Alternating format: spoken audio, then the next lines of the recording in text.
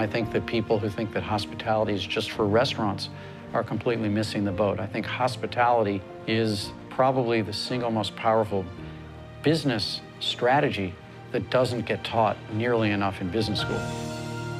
What we've learned in our business is to understand that service and hospitality are completely different topics. Hospitality is a dialogue. If you feel like I'm on your side, hospitality is present. If you think I did something for you, hospitality is present. If you think I'm customizing an experience for you, hospitality is present. We believe that the way you make people feel is what they remember more than anything.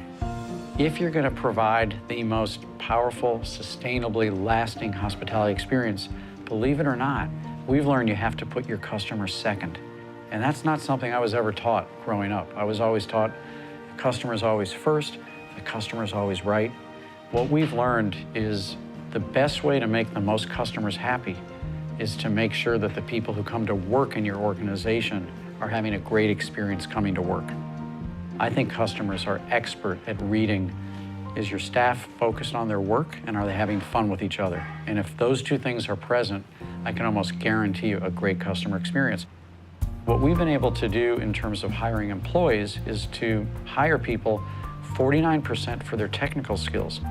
You can be the best cook in the world or the best sommelier in the world, and we don't want you on this team unless you have the 51% emotional skills that lead to somebody who's got what we call a high hospitality quotient, a high HQ. And the 51% skills generally add up to somebody whose greatest pleasure in the world, having nothing to do with how good they are at their job, but whose natural wiring says it matters to me to make people feel better. And we've been able to identify what those 6 emotional skills are that are always present in somebody who's a 51%er.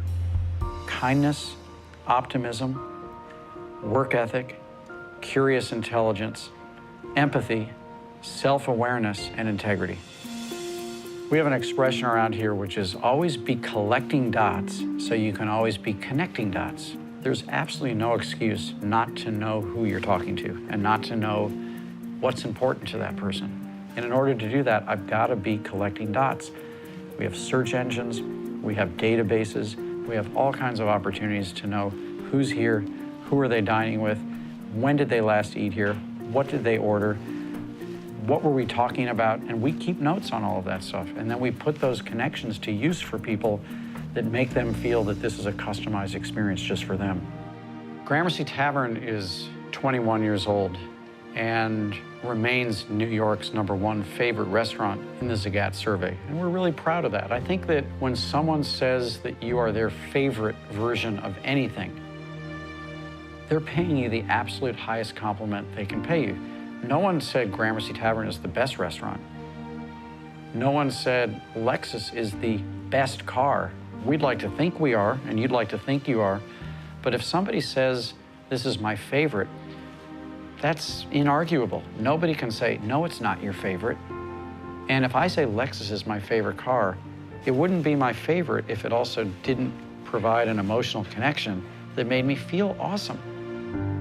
We have competitors out there who actually have higher food scores than we have. And we have a higher favorite rating.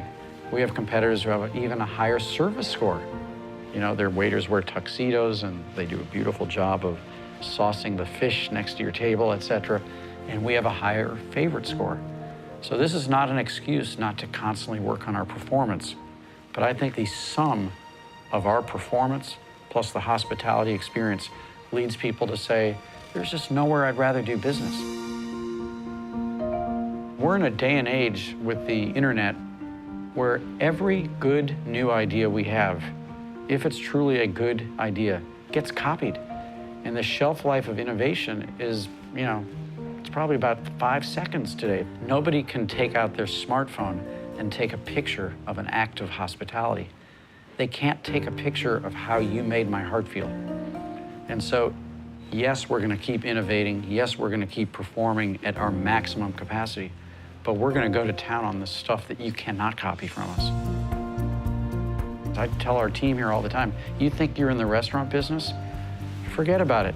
This is just a box. It's a hospitality box. That's the advice I would give any business, is put it out of your mind that you're selling a car. You're selling happiness, and you're selling emotional comfort. And if you can understand who I am and what my sign says when I walk in, where else am I going to go?